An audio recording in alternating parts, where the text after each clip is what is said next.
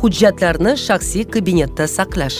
Har bir foydalanuvchi tizimda o'zi uchun muhim bo'lgan yoki xohlagan hujjatni uni doimiy qidirib o'tirmaslik uchun o'zining hujjatlar ro'yxatiga, shaxsiy kabinetiga qo'shish imkoniga ega.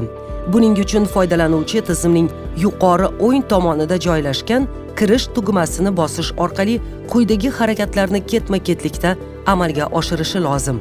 Kirish tugmasi bosiladi. Hosil bo'lgan oynada email va parol kiritiladi.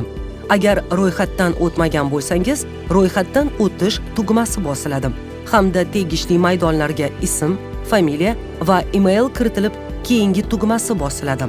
Shundan so'ng tizimdagi kirish tugmasi profil tugmasiga o'zgaradi hamda tizimdan foydalanish jarayonida saqlagan hujjatlaringizni, yaqinda ko'rgan hujjatlaringizni ko'rish imkoniyatiga ega bo'lasiz.